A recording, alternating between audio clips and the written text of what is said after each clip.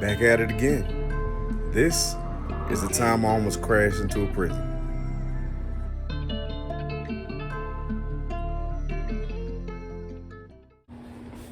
Alright, so the year is 2014. I was playing semi-pro football with the Capital City Cowboys in Raleigh. And usually for away games, I drive and my homeboys, CJ and Chris, who was on the team, they would ride with me. Most complaining as ass Negroes, but would always ask for a ride or whatever. So, this season was tumultuous to say the least.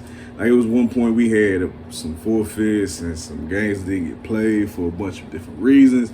And so the team was like, we're not going to play in the playoffs if they let us, let us play. So it was crazy because it was like 15, 16 of us. It was like, you know what? If they put us in the playoffs, we're going to go play. And majority of the rest of the team, like, team was deep, but the majority of the team was like, man, they put us in, we ain't playing, whatever, because of everything that went down with the team. I ain't going to get into specifics, but it was a lot of drama, a lot of he said, she said, yada, this, that, and the third. So, the 15, 16 of us, it might have been a couple more, but it was less than 20, we'll say that. So they let us into the playoffs, and they said, you know what, we're going to finish the season now. We're just going to go play this game. Don't know how it's going to turn out, but we're going to go play this game. And the game was in freaking D.C. From Raleigh to D.C. is like a strong 7-8 hour trip. And some folks on the team got, vans or whatever. And I said, man, I'm driving. Forget that shit. But instead of doing the common sense thing and going up there and staying, I had to go to work the next day. So I had to come home after that 7-8 hour trip. So we going up there, we go play the game, and I've never in my life picked up so many blitzes in the backfield than I did in that game. When I tell you, it had to be at least 15, 20 blitzes I had to pick up. My head was ringing by the end of the game, I ain't gonna lie to you. Of course, we lost the game. Don't remember the score.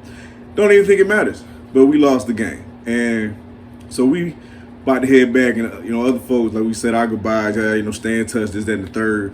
Let us know what's going on for next spring season, blah, blah, whatever. So we dip out.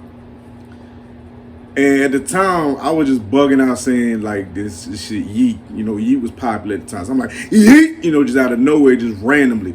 Whole time we heading back. Halfway to stay awake, the other half just because I was just being, ridiculous. And was another person in the car, but she shall not be named. So we coming back from DC, and when I tell you, I'm hitting this yeet, like just yeet, like just random as hell the whole way back. And it's crazy because these motherfuckers, like, they smoking in the car and shit, because that's what folk do when they. I'm not a smoker personally. I'm a drinker, social smoker, but I ain't finna smoke driving home. I ain't smoking on the way home, but of course you get that contact high. So we finally get back home to Raleigh, and we down the road from this prison, but you got to go past prison to drop Chris off to his crib. And I lie to you not, hand on the steering wheel, and I'm like, yeet, and I yeeted so hard, like, when your TV get the white noise and the static, that's what happened to my face. My whole face just seized up, my body seized up. I saw nothing but the white noise and shit, and the car is now like halfway turning or spinning into the turn lane to go towards the prison. The craziest part is I stopped the car. No idea how I stopped the car. It's like, did that shit right there and still stopped the car.